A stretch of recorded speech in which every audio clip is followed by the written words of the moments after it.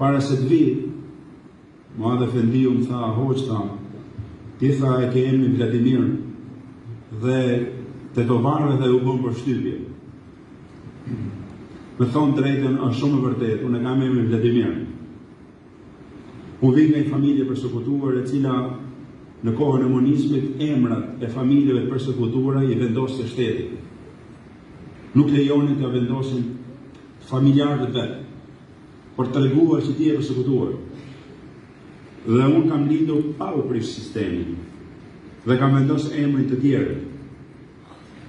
Kur kam shkuar në Kairo, në vitin e parë të studimeve të mia, shumica e studentëve edhe vëllezërit shqiptarë të këtej më thonë Vladimir ndryshoi emrin.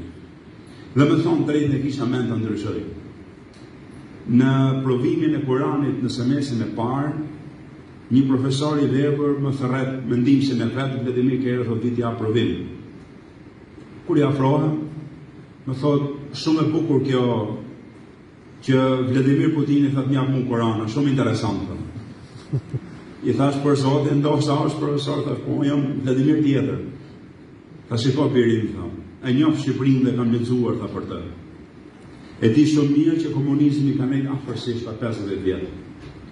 Do të kërkojnë tha ta ndryshosh emrin, po të lutem tha mos e ndryshon. Me thonë drejtën, asnjë s'm kishe kërkuar këtë gjë. I thash, po pse mos e ndryshoj të profesor, çfarë ka?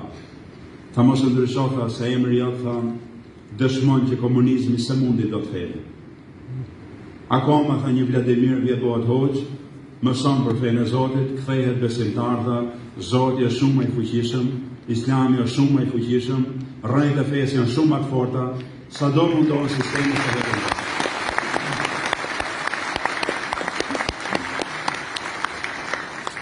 Kështu që vëllezër të shtrenjtë, unë prandaj e mbaj këtë emër, ndoshta për që një dëshmi, të cilën sado do të mundohen historitë, idejet, rrymat të ndryshme, Islamin nuk e mposhtin dot sepse është i natyrshëm, është i Zotit, është i zemrës, është i njerëzve dhe është i jetës.